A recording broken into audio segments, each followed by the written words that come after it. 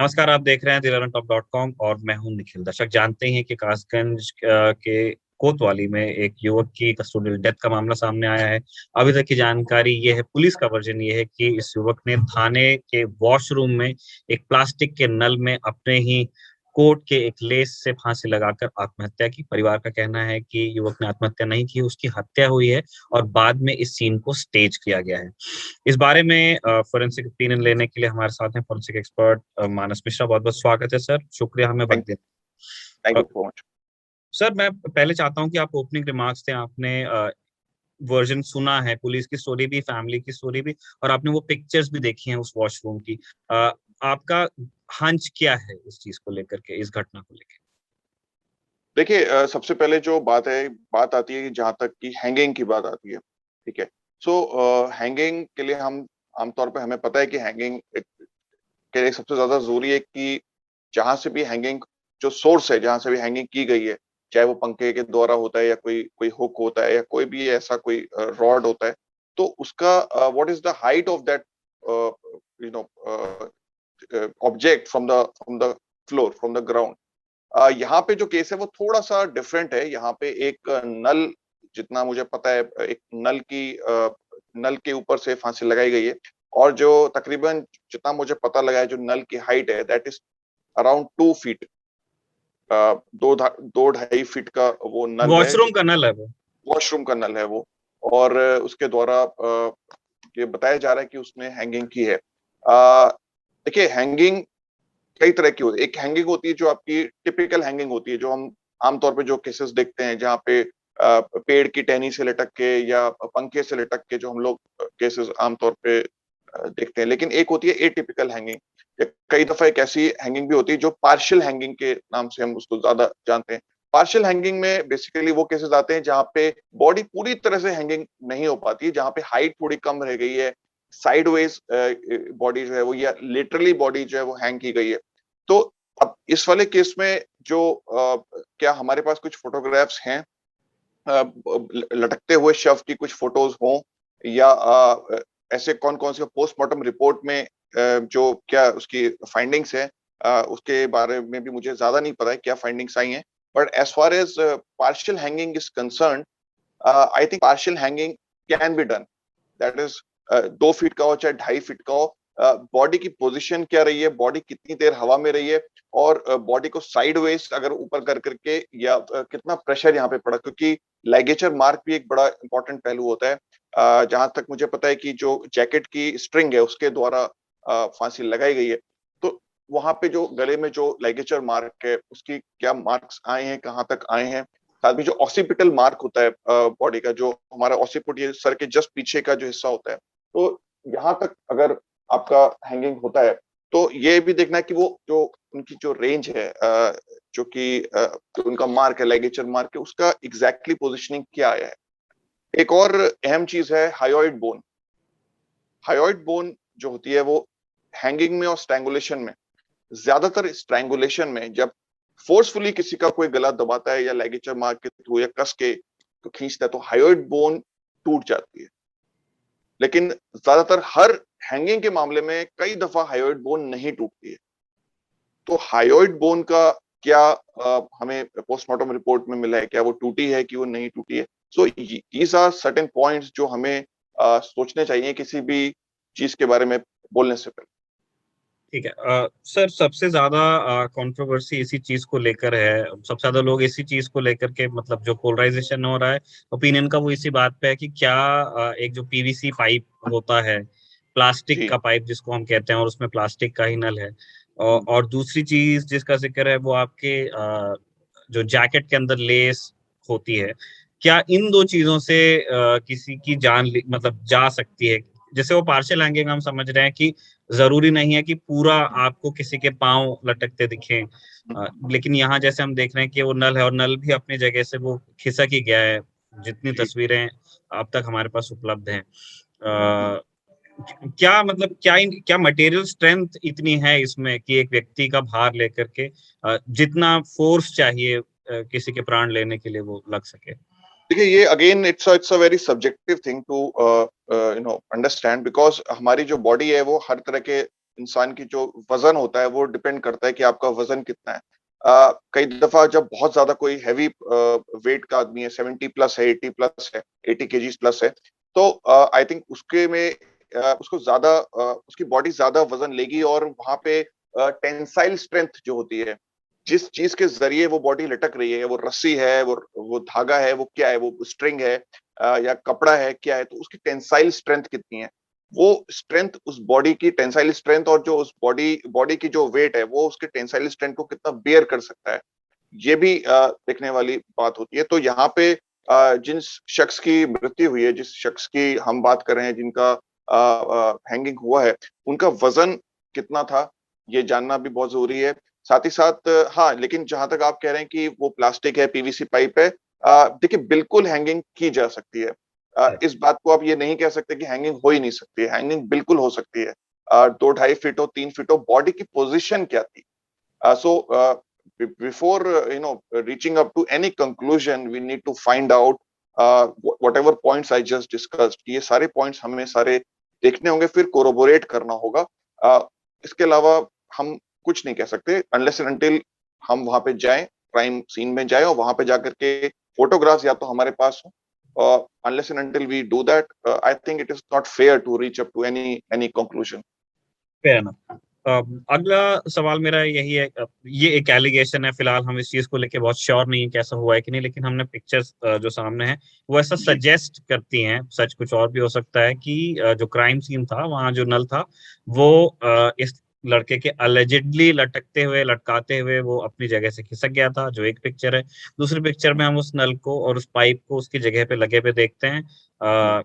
तो जब किसी क्राइम सीन से इस तरह की छेड़खानी हो जाती है, अगर इस मामले में ऐसा हुआ है, तो एविडेंस कलेक्ट करने में और उसको कोर्ट में प्रेजेंट करने में कैसी परेशानी आती हैं, आ सकती हैं एजेंसीज को?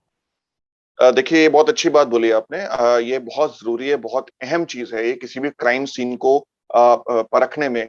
क्राइम सीन का जो जब जब भी कोई क्राइम होता है, तो उस क्राइम सीन को प्रिजर्व करना बहुत जरूरी है।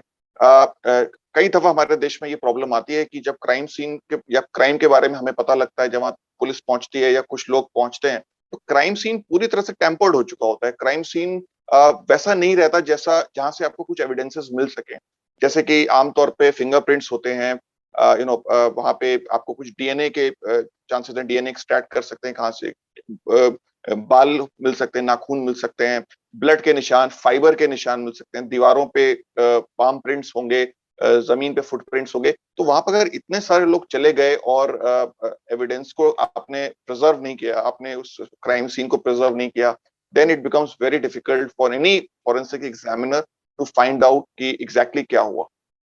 तो दूसरी बात एक मैं आपको और बोलूं, जैसा आपने बताया कि टैप की पोजीशन चेंज लगी, वो पहले नीचे था फिर आगे था। देखिए, कई दफा ये भी होता है कि जब कोई सुसाइड करता है और हमें पता लगता है कि दरवाजा जैसे शायद अंदर से लॉक था, फिर दरवाजा तोड़ा गया होगा, बॉडी लटक रही थी तो उसको तुरंत उठाया गया होगा, उसको नल को पीछे गया होगा, काफी 4 या 5 लोग वहां गए होंगे, बॉडी को उठाया होगा।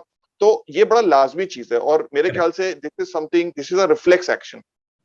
ठीक है, ऐसा नहीं है कि आप किसी को देख रहे हैं, कोई लटक रहा, हो सकता है उसके अंदर थोड़े से प्राण बचे हो सकता है उसके अंदर थोड़ी सी लाइफ हो, तो कोई भी इंसान होगा वो कोशिश करेगा कि बचा लिया जाए किसी तरह से। तो ये नहीं होता कई दफा कि जान के क्राइम सीन बिगाड़ा जाता है, ऐसा कई लोगों का ऐसा मानना है कि ऐसा होता है, बट मुझे नहीं लगता। मुझे लगता है ये नॉर्मल रिफ्लेक्स है। हमारे घर में भगवान ना करे अगर कभी कुछ ऐसा हो, तो हम सबसे पहले उसको बचाने के लिए भागें, और जाएंगे। हम उस वक्त ये नहीं सोचेंगे कि यार क्राइम सीन को ना छुएं, अनलेस एंड अनटिल कोई ऐसी जगह हो जहां पे हम हमारा जाना अनिवार्य नहीं है, या जहां पे हमारा जाना, हमारा अंदर जाना शायद हमारे लिए मुश्किल बन सकता है। अगर ऐसी जगह नहीं है, लेकिन अगर हमारी हमारी ऐसी कोई जगह है जहाँ पे हमारा घर हो सकता है, हमारे दोस्त का घर हो सकता है, जहाँ पे हम रेगुलर आते जाते हैं, तो वहां पे whenever you go you have to make sure, एक रिफ्लेक्स होता है आदमी का कि वो उसको बचाने की पूरी कोशिश करता है। अब उस प्रोसेस में कई दफा क्या होता है कि क्राइम सीन जो प्रिजर्व करना चाहिए वो नहीं हो पाता है, या एविडेंस जिसको हम बोलते हैं छेड़छाड़ की गई है, लेकिन हो सकता है वो डेलिबरेट नहीं होता, वो एक्सीडेंटली जो वहां पे एविडेंसेस है वो चली गई। तो अगेन आई थिंक अगर सीसीटीवी फुटेज हमें मिल सकता है मौका वारदात का, तो I think that could really help in corroborating all the evidences together. मतलब दोनों चीजें हो सकती हैं, हो सकता है कि एक वेल मीनिंग एक्शन के तहत, इंटेंट के तहत वो डिस्टर्ब हुआ हो, मेलिफाइड इंटेंट वो एक दूसरी चीज चली जाती है। एक आखिरी सवाल मुझे पूछना है, जैसे आप एक प्राइवेट प्रैक्टिस करते हैं तो you can speak your heart, लेकिन जो आपके और जानने वाले लोग हैं जो गवर्नमेंट के साथ काम करते हैं, जो फॉरेंसिक एक्सपर्ट जो गवर्नमेंट को ओपिनियन देते हैं, पुलिस को ओपिनियन देते हैं, और फिर जिनकी ओपिनियन कोर्ट में रखी जाती है, उन वो जो पूरा इकोसिस्टम है हमारे यहाँ लॉ एंड ऑर्डर का, जिसको लेकर के अलग अलग वो अलग अलग लीवर्स, अलग अलग प्रेशर्स हैं, फॉरेंसिक एक्सपर्ट्स कितने इंडिपेंडेंट होते हैं अपनी राय रखने और उस पर बने रहने को? देखिए, ये बता पाना बड़ा मुश्किल है कि कितने इंडिपेंडेंट होते हैं, कितने नहीं होते हैं, बिकॉज एज प्राइवेट एक्सपर्ट्स हमारी रिस्पॉन्सिबिलिटी यही है कि हम अपनी तरफ से जो भी ओपिनियन दें, it should be unbiased, completely unbiased, because we should not be biased towards any party or any individual. So what science says, we have to abide by that, we have to follow that thing, and we also have to keep in mind the other scenarios as well. हम सिर्फ एक एक दो चीजें देख करके एक conclusion की तरफ नहीं जा सकते। हमें अगर किसी चीज को रूल आउट करना है, suppose if I am trying to rule out it is strangulation और हैंगिंग, या if I am trying to rule out it is hanging, तो हमें ये भी रूल आउट करना होगा कि हैंगिंग है कि स्ट्रैंगुलेशन है। अगर मैं कह रहा हूँ ये स्ट्रैंगुलेशन है तो मुझे हैंगिंग को रूल आउट करना होगा, एंड वाइस वर्सा।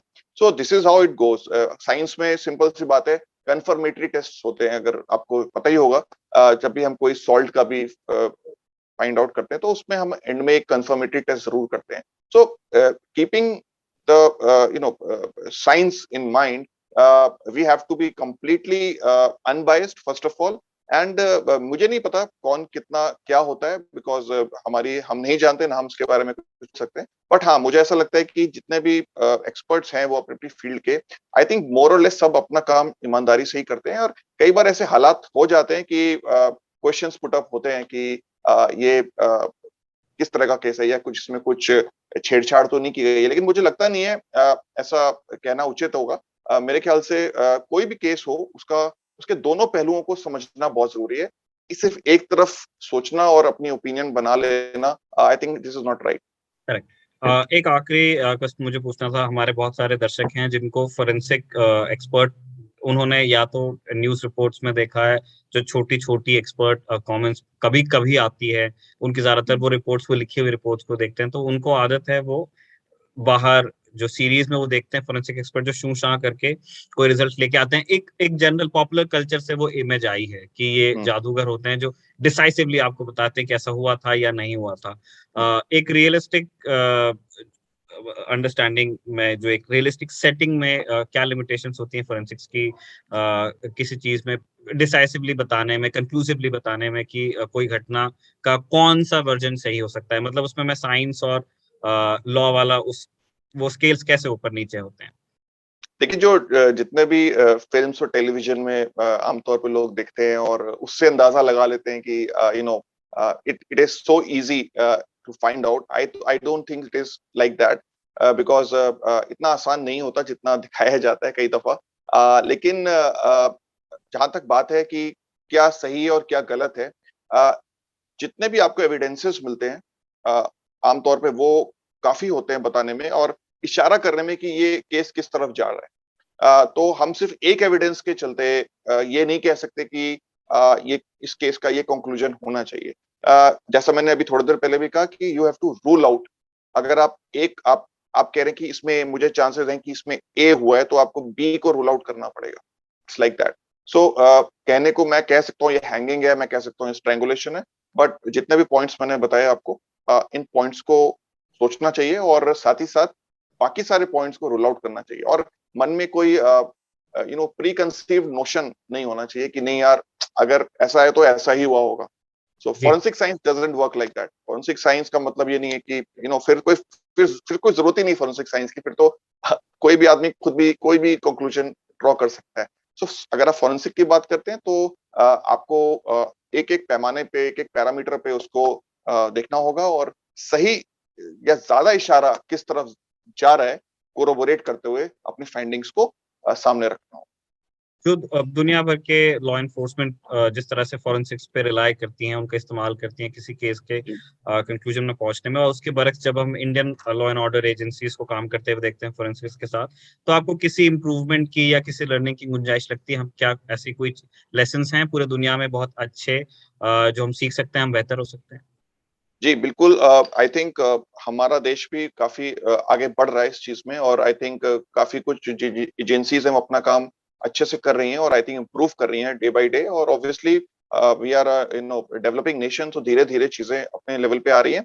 कुछ चीज़ें हैं जैसे कि क्राइम सीन प्रिजर्वेशन की जहाँ तक बात है, तो मुझे लगता है उसमें और थोड़ा-सा डेवलपमेंट हो रहा है और होना भी चाहिए। जैसे बाहर के देशों में जो क्राइम सीन को प्रिजर्व किया जाता है, क्राइम सीन को मैनेज किया जाता है, वो बहुत अच्छे तरह से किया जाता है। Our country is not far behind, but yes, we are looking, we are moving way ahead. So I think as such थोड़ा बहुत differences हर countries में होते हैं, depending कि वहाँ की population कितनी है, management किस level पे होता है, तो and we understand all these things. So ऐसा नहीं है कि हमारे देश में इन चीजों के ऊपर काम नहीं हो रहा है या गवर्नमेंट काम नहीं कर रही है, काम हो रहा है, लेकिन ऑब्वियसली चीजें थोड़ी सी और लगती हैं ऐसी कई दफा कि शायद काम नहीं हो रहा है या प्रिजर्वेशन नहीं किया जा रहा है। तो मुझे लगता है कि so far we are not far behind, but definitely crime scene preservation and management का थोड़ा सा हमें और अपना जो मैनेजमेंट है उसको ठीक कर सकते हैं, और बेटर कर सकते हैं। चलिए, ऑन दैट नोट इस बातचीत को यहीं विराम देते हैं। बहुत बहुत शुक्रिया मानस जी हमसे बात करने के लिए। थैंक दोबारा हम आपको जरूर याद करना चाहेंगे जब ऐसे कुछ और सवाल हमारे दिमाग में होंगे, और उनके जवाब हम कन्वे करेंगे अपने दर्शकों को आपके मार्फत। बहुत बहुत शुक्रिया लर्न टॉप से बात करने के लिए।